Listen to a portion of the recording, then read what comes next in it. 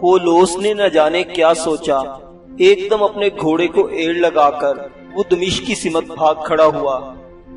عامر نے چلا کر کہا، پولوس، مجھ سے بھاگ نکلنا اتنا آسان نہیں۔ ساتھ ہی عامر نے اپنا خنجر نکالا اور تاک کر مارا، جو پولوس کی پشت سے ہوتا ہوا اس کے سینے سے پار ہو گیا۔ پولوس ایک وحشتناک چیخ کے ساتھ گھوڑے سے گر گیا۔ عامر بھی اپنے گھوڑے سے اترا اور سسکتے ہوئے پولوس کی گردن کاٹ دی۔ اپنی تلوار اور خنجر پہنچ کر میدان میں ڈالتے ہوئے عامر اس لڑکی کی طرف بڑھا جو زخمی جوان کا سر اپنی گود میں رکھے بیٹھی تھی۔ چاندنی رات میں عامر نے دیکھا اس کا جسم جوانی اور شباب میں خوب بھرا بھرا تھا، آنکھیں چمکیلی اور چہرے پر کنوار پنے کی تازگی تھی۔ صحرا کے نارنجی پھول کی طرح اس کے چہرے پر حسن کا رسیلا پن اور تابندہ برق جیسی طفلانہ سادگی تھی۔ اس کے حسن میں صحرا کا اچھوتا پن تھا۔ عامر آگے بڑھا اور ہمدردی کا اظہار کرتے ہوئے پوچھا، تم کون ہو؟ زخمی ہونے والے جوان سے تمہارا کیا رشتہ ہے اور تم دونوں کہاں جا رہے تھے؟ لڑکی نے اپنی پراسرار اور گرم نگاہیں اٹھا کر اوپر دیکھا۔ اس کی نگاہوں میں سحر کاری تھی۔ پھر فضا میں اس کی آواز بلند ہوئی، جیسے جیسے تنبورے کا ارتعاش، جیسے ارغون کے نغمہ سرائی۔ یہ زخمی ہونے والا جوان میرا بھائی ہے۔ ہمارا تعلق عربوں کے قبیلے بنو زیبان سے ہے۔ ہم دونوں بھائی دمشق سے آ رہے تھے۔ ہم دونوں بہن بھائی دمشق سے آ رہے تھے کہ ان بدماشوں نے میرے بھائی کو زخمی کر کے مجھے اغوا کر لینا چاہا۔ میں آپ کی احسان مند ہوں کہ آپ نے میری عزت بچائی۔ چند لمحوں تک فضا میں لامحدود خاموشی طاری رہی۔ پھر عامر آگے بڑھا اور لڑکی کے بھائی کا جائزہ لیا۔ وہ بری طرح زخمی تھا۔ عامر بھاگ کر اپنے گھوڑے کی طرف آیا۔ خرجین کے اندر سے اس نے مرہم پٹی کا سامان نکالا۔ پہلے اس نے دریا ابانا سے پانی لے کر اس کے زخم دھوئے، پھر زخموں پر مرہم پٹی لگا کر پٹیاں باندھی۔ زخمی ہونے والے جوان نے تکلیف کا اظہار کرتے ہوئے تشکر آمیز لہجے میں کہا، تم نے ہم دونوں بہن بھائی کے لیے فرشتہ بن کر آئے ہو۔ تمہارا نام کیا ہے؟ عامر نے بڑی ہمدردی سے کہا، میں عامر بن نافع ہوں۔ تمہارا نام کیا ہے؟ اس جوان نے کراہتے ہوئے کہا، میں ولید بن سالم ہوں۔ یہ میری چھوٹی بہن نائرہ بنت سالم ہے۔ ہمارا باپ بنو زیبان کا ایک مشہور تاجر ہے۔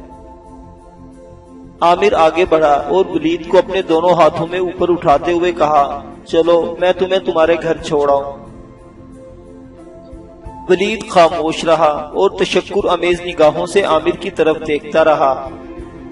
عامر اسے اپنے گھوڑے پر بٹھانے کے بعد خود بھی اس کے پیچھے بیٹھ گیا اور اس کی پیٹھ اپنی چھاتی سے لگا کر اسے سہارا دیتے ہوئے اس نے نائرہ سے کہا، آپ اپنے گھوڑے پر بیٹھ کر ہمارے آگے آگے چلیے اور اپنی بستی کی طرف میری رہنمائی کیجیے۔ نائرہ چپ چاپ ایک گھوڑے پر سوار ہوئی اور اسے ایڑ لگا کر ہانک دیا۔ اس کے پیچھے پیچھے عامر نے بھی اپنے گھوڑے کو مہمیز لگا دی۔ فالتو گھوڑا بھی ان کے ساتھ ساتھ چلنے لگا۔ تھوڑی دیر تک دریا کے کنارے کنارے آگے بڑھنے کے بعد وہ بائیں طرف مڑ کر وادی بردہ میں داخل ہو گئے تھے۔ عامر نے ابھی تک اپنے چہرے پر اپنے خود کا نقاب گرایا ہوا تھا۔ چند ثانیوں بعد کھجور، انار، سیب اور انجیر کے باغوں سے گزرتے ہوئے ایک بہت بڑی بستی میں داخل ہوئے، جس کے شمال اور مغرب میں کوہستانی سلسلہ تھا، جبکہ مشرق اور جنوب میں دور دور تک باغات اور سرسبز کھیتیاں تھیں۔ شمال اور مغرب کا کوہستانی سلسلہ بھی چنار، دیودار اور پھلدار درختوں سے اٹا پڑا تھا، جس نے ماحول کو انتہائی خوبصورت اور جاذب نظر بنا دیا تھا۔ جب وہ بستی میں داخل ہوئے تو ولید نے کہا، میرے محسن، یہ ہماری بستی ہے۔ اس کا نام حوران ہے اور اس کے جنوب مغرب اور جنوب مشرق میں دریائے ابانا کے معادنوں تک جس قدر بستیاں ہیں وہ سب بنو زیبان کی ہیں۔ شاید میں تمہیں یہ بتانا بھول گیا تھا کہ میرا باپ سالم بن عقبہ بنو زیبان کا سردار بھی ہے۔ عامر نے مدھم سی آواز میں کہا، میں جانتا ہوں۔ ولید نے تعجب خیز لہجے میں پوچھا، آپ کیسے میرے باپ اور ہمارے قبیلے کو جانتے ہیں؟ عامر نے بات کو ختم کرنے کی نیت سے کہا، کبھی وقت آیا تو میں تمہیں سب کچھ بتا دوں گا۔ ولید خاموش ہو گیا۔ تھوڑی دیر بعد نائرہ کے پیچھے پیچھے وہ ایک وسیع حویلی میں داخل ہوئے۔ انہوں نے دیکھا صحن میں چند مسلح جوان اور ایک باوقار شخصیت کا بوڑھا کھڑا ہوا تھا۔ نائرہ جب گھوڑے سے اتری تو اس بوڑھے نے آگے بڑھ کر اس کی پیشانی چومتے ہوئے کہا، میری بیٹی، تم نے بہت دیر لگا دی۔ میں تم دونوں بہن بھائی کے لیے سخت فکر مند ہو رہا تھا، اور اب میں چند مسلح جوانوں کو تم دونوں کی تلاش میں دمشق کی طرف بھیجنے والا تھا۔ پھر اس بوڑھے نے عامر کی طرف اشارہ کرتے ہوئے پوچھا، یہ مسلح جوان جس نے اپنا چہرہ خود کے نقاب سے ڈھانپ رکھا ہے اور اس کے آگے ولید نڈھال اور تھکا تھکا کیوں بیٹھا ہوا ہے؟ قبل اس سے کہ نائرہ جواب میں کچھ کہتی، عامر اپنے گھوڑے سے اترا اور اس بوڑھے کو مخاطب کرتے ہوئے کہا، اگر میں غلطی پر نہیں تو آپ کا نام سالم بن عقبہ ہے اور آپ بنو زیبان کے سردار ہیں۔ اس بوڑھے نے گھبرائے ہوئے لہجے میں کہا، اے جوان، تمہارا اندازہ درست ہے، میں ہی سالم بن عقبہ ہوں۔ عامر نے کوئی جواب نہ دیا، اور جب وہ ولید کو سہارا دے کر نیچے اتارنے لگا تو سالم بن عقبہ چلا اٹھا، یہ میں کیا دیکھ رہا ہوں؟ میرے بیٹے کے کپڑے خون آلود کیوں ہیں؟ اس کے شانوں کی پچھلی طرف پٹیاں کیوں بندھی ہیں؟ کیا یہ زخمی ہے؟ عامر ولید کو گھوڑے سے اتار چکا تھا۔ سالم کی بات کا کوئی جواب نہ دیا گیا، اور نائرہ نے حویلی کے ایک کمرے کی طرف بڑھتے ہوئے کہا، آپ انہیں اٹھا کر اندر لے آئیں۔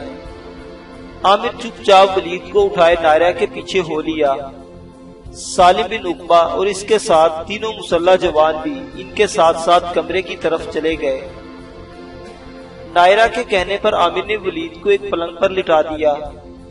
سالم بن عقبہ نے پھر ولید کے زخمی ہونے کی وجہ پوچھی، اور جواب میں نائرہ نے اسے پوری داستان کہہ دی۔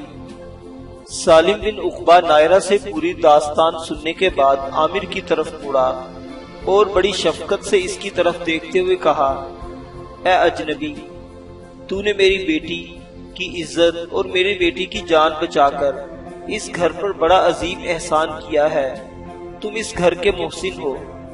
اپنے چہرے سے اپنی خود کا نقاب ہٹا دے کہ میں دیکھ سکوں میرا محسن کون ہے۔ عامر نے مدھم آواز میں کہا، اب میں جاتا ہوں۔ میرے چہرے سے نقاب ہٹانا یہاں کئی مسائل کو کھڑا کر دے گا، اور میں ان تعصبانہ مسائل سے پہلو تہی کر کے یہاں سے چلا جانا چاہتا ہوں۔ سالم بن عقبہ نے بڑی بے تابی کا اظہار کرتے ہوئے کہا، ایسا کیوں کر ہو سکتا ہے؟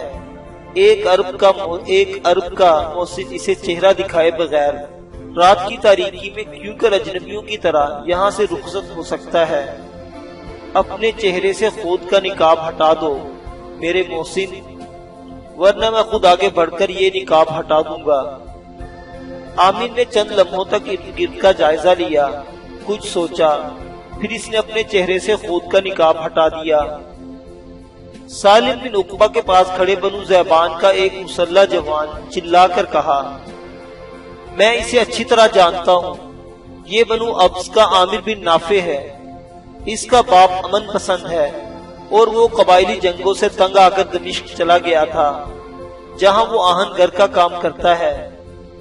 پھر اس مسلح جوان نے سخت غصے اور غضب کی حالت میں سالم کو مخاطب کر کے کہا، سردار، بنو ابس کا یہ جوان آج یہاں سے بچ کر نہ جائے۔ یہ گھر اس کی قتل گاہ بننا چاہیے، تاکہ بنو ابس کو ہم ایک کڑیل جوان سے محروم کر دیں جو آئندہ قبائلی جنگوں میں ان کی مدد کر سکتا ہے۔ عامر نے فی الفور اپنی تلوار بے نیاب کر لی۔ اس کی حالت ایسی ہو گئی تھی گویا وہ کسی رسم قدیمانہ کی ابتدا کرتے ہوئے ستم کی آندھی اور لہو کی بارش برپا کرنے کا عزم کر چکا ہو۔ پھر اس نے اپنے لہجے کی بھرپور سنگینی اور مخصوص صحرائی انداز میں کہا، اے جوان، تیری باتوں میں گھمنڈ اور تکبر ہے، تیرا لہجہ متزبل اور حقیر ہے۔ کاش اس گھر کو رزم گاہ بنانے کی بجائے تو نے مجھے کسی مرگ کے کھیل میں پکارا ہوتا، کسی موت کی وادی میں مجھے صدا دی ہوتی تو میں تیرے تصورات کے بت توڑ دیتا، تیری انگن صدیوں کی تاریکی کو مٹا ڈالتا۔ اب بھی اگر تیری ترغیب اور تحریص بڑی تو یاد رکھ، میری تلوار کی زبان تجھے خمیدہ سر، بے کلام اور سر بریدہ کر دے گی۔ نائرہ بیچاری کمرے کے ایک کونے میں بجھے ہوئے شعلے کی طرح اداس اور بے صدا روشن ستاروں کی طرح خاموش اور چپ چاپ کھڑی تھی۔ عامر کی آواز پھر کمرے میں گونجی، اب بھی اگر تجھے کوئی شک، کوئی شبہ ہے تو آگے بڑھ، لا ریب کے تو اپنی قضا کو آواز دے گا۔ وہ جوان اپنی تلوار لہراتا ہوا آگے بڑھنے لگا تھا کہ سالم بن عقبہ نے گرج کر کہا، عبداللہ اپنی تلوار نیام میں کر لو۔ عامر بن نافع گو ابسی ہے، لیکن یہ اس گھر کا ہی نہیں، بنو زیبان کا محسن ہے۔ اپنی تلوار نیام میں کر لے عبداللہ، میں خود تیرے لیے موت کا پیغام بن جاؤں گا۔ عبداللہ نے تلوار نیام میں کر لی اور ہٹ کر اپنے دونوں مسلح ساتھیوں کے قریب جا کھڑا ہوا۔ سالم بن عقبہ نے عامر کو مخاطب کر کے کہا، اے جوان، کیا تو واقعی نافع بن کعب کا بیٹا اور بنو ابس کی بستی بلاس کے عمر بن کعب کے بھتیجے ہو؟ عامر نے اپنی تلوار نیام میں کرتے ہوئے کہا، ہاں، میں نافع بن کعب کا بیٹا اور عمر بن کعب کا بھتیجا ہوں۔ مجھے اب اجازت دیں، میں یہاں سے رخصت ہوتا ہوں۔ پلنگ پر زخمی حالت میں پڑے ولید نے پہلی بار بولتے ہوئے کہا، نا رفیق من، آج کی شب ہمارے ہاں قیام کرو، آج سے تم میرے بھائی اور بازو ہو، تمہاری مہمانداری اور خدمت کر کے ہمیں خوشی ہوگی۔ عامر نے معذرت طلب لہجے میں کہا، میں ضرور رک جاتا، لیکن میں ایک اہم کام کے سلسلے میں اپنے چچا عمر بن کعب کے پاس بلاس جا رہا ہوں۔ اس کے ساتھ ہی عامر کمرے سے نکلا اور اپنے گھوڑے کی باگیں سنبھالی اور سالم بن عقبہ کی حویلی سے نکل گیا۔ بنو زیبان کی بستی حوران سے نکل کر شمالی کوہستانی سلسلے سے گزر کر عامر شمال کی طرف بڑھتا رہا، یہاں تک کہ عشاء کی اذان کے وقت وہ اپنے قبیلے بنو ابس کی بستی بلاس میں اپنے چچا کے دروازے پر دستک دے رہا تھا۔ تھوڑی دیر بعد ایک جوان نے دروازہ کھولا اور عامر کو دیکھتے ہی وہ آگے بڑھ کر اس سے بغل گیر ہو گیا۔ وہ عامر کا چچا زاد بھائی عدنان تھا۔ اتنے میں گھر کے اندر سے کسی لڑکی کی آواز سنائی دی، اخی کون آیا ہے اور آپ دروازے پر ہی کیوں کھڑے ہیں؟ عدنان نے مسکراتے ہوئے کہا، جس کا تم انتظار کر رہی ہو وہی آ گیا ہے۔ وہ لڑکی دروازے کی طرف بھاگی اور عامر کے دونوں ہاتھ پکڑ کر اس نے مسکراتے ہوئے کہا، میں اپنے بھائی کو خوش آمدید کہتی ہوں۔ پھر وہ دونوں عامر کو صحن میں اس جگہ لے گئے جہاں ان کا باپ عمر بن کعب بیٹھا ہوا تھا۔ عمر بن کعب اٹھا اور عامر کو اپنے ساتھ لپٹا کر اس کی پیشانی چومتے ہوئے کہا، اے ابن اخی، تو پہلے سے خوب تنومند اور کڑیل ہو گیا ہے۔ میرا بڑا بھائی اور تیرا بوڑھا باپ کیسا ہے؟ اسے دیکھے ہوئے مجھے کئی ماہ ہو گئے ہیں۔ کاش وہ اپنی بستی چھوڑ کر دمشق شہر نہ چلا گیا ہوتا۔ عامر نے خوشی کا اظہار کرتے ہوئے کہا، اے عم، میرا باپ صحت مند ہے اور آپ کو بہت یاد کرتا ہے۔ عدنان عامر کے گھوڑے کو استبل میں باندھ آیا تھا۔ اتنی دیر تک عامر کی چچا زاد بہن جس کا نام عروب تھا عامر کے لیے کھانا نکال لائی اور وہ خاموشی سے بیٹھا کھانا کھا رہا تھا۔ دامن شب دراز ہو چکا تھا، سنسان اور سولیدہ رات پر خاموشی مسلط تھی۔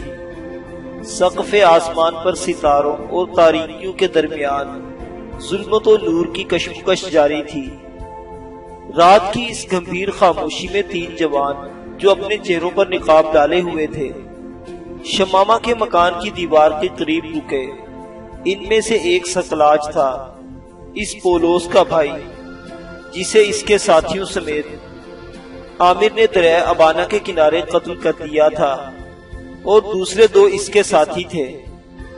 تینوں چند لمحوں تک خاموش رہ کر ارد گرد کا جائزہ لیتے رہے۔ چاروں طرف سکوت چھایا ہوا تھا۔ گلی میں سامنے والے مکان سے باہر کچھ بکریاں بندھی ہوئی تھی، جن کے اندر بکریوں کا چرواہا سو رہا تھا۔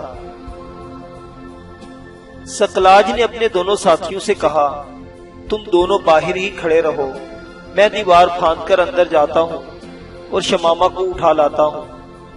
اس کے ساتھیوں نے اپنی گردنیں ہلا دی اور سقلاج دیوار پھاند کر شمامہ کے گھر میں کود گیا۔ وہ ایک معمولی نوعیت کا مگر صاف ستھرا گھر تھا۔ بائیں ہاتھ ساتھ ساتھ دو کمرے تھے، جن کے سامنے چھوٹا سا ایک صحن تھا۔ سقلاج سیدھا اس کمرے میں گیا جس کے اندر شمامہ سوئی ہوئی تھی۔ سقلاج کا ارادہ تھا کہ وہ سوئی ہوئی شمامہ کو اٹھا کر لے جائے گا، لیکن جب وہ قریب گیا تو شمامہ گھبراہٹ میں اٹھ کر بیٹھ گئی اور غضبناک آواز میں پوچھا، تم کون ہو اور رات کے اس وقت میرے کمرے میں کیوں داخل ہوئے ہو؟ سقلاج نے تنزن کہا، تم ایک رقاصہ ہو اور جس کے پاس بھی رقم ہو وہ یہاں آ کر تمہارا رقص دیکھ سکتا ہے، پھر میرے یہاں آنے پر اعتراض کیسا؟ شمامہ نے زہریلے لہجے میں کہا، میں رقاصہ ضرور ہوں، قبا نہیں۔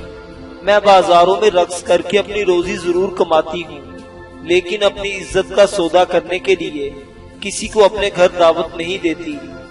جس راستے سے آئے ہو اسی راستے سے واپس چلے جاؤ۔ سقلاج نے بھیڑیے جیسی آواز میں کہا، تمہیں ہمارے ساتھ چلنا ہوگا۔ شمامہ بھی بفر گئی، کہاں جانا ہوگا؟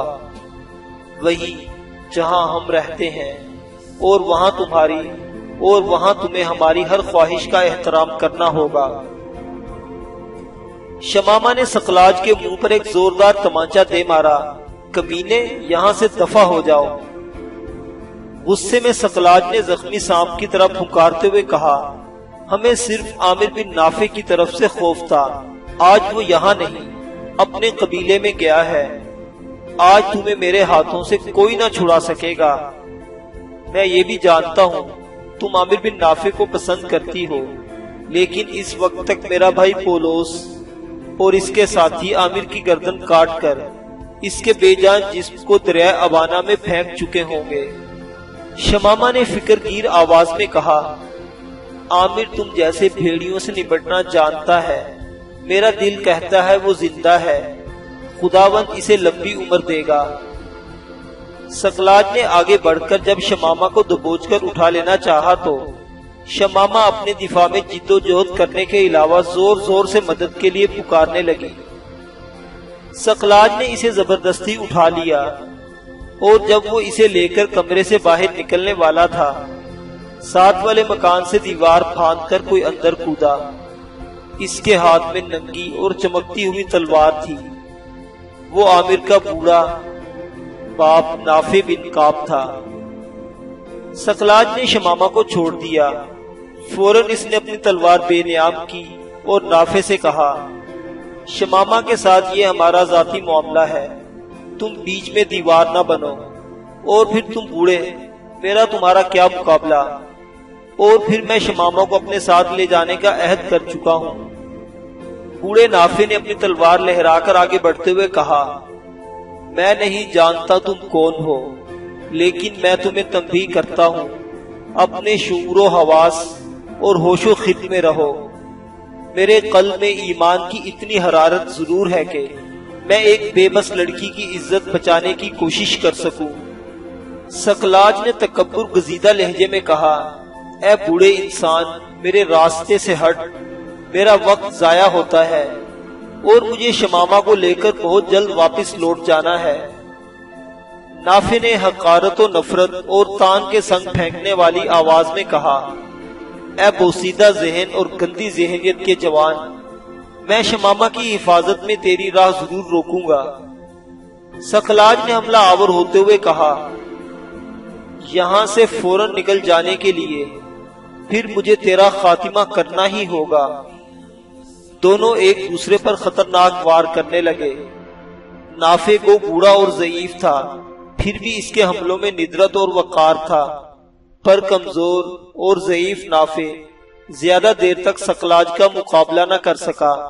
وہ تھک کر چور ہو گیا اور ایک موقع پر اس کے ہاتھ سے تلوار چھوٹ کر گر گئی۔ سقلاج جب اس کے پیٹ میں تلوار بھونکنے لگا تو شمامہ بھاگ کر اس کے آگے ہو گئی اور سقلاج کی تلوار دونوں کے دل چیرتی ہوئی نکل گئی۔ سقلاج اپنی تلوار نیام میں کر کے بھاگ گیا۔ شمامہ زمین پر گرتے ہی دم توڑ گئی۔ نافع بھی زمین پر گر گیا اور دیوار پھاندتے سقلاج کی طرف دیکھتے ہوئے نحیف آواز میں کہا، اے اجنبی قاتل، کاش میرا بیٹا یہاں ہوتا تو میں تمہاری سرتابی و بغاوت، شہامت و دلیری اور شجاعت و بہادری دیکھتا۔ پھر بوڑھے نافع بن کعب کا سر ایک طرف ڈھلک گیا اور وہ ختم ہو گیا۔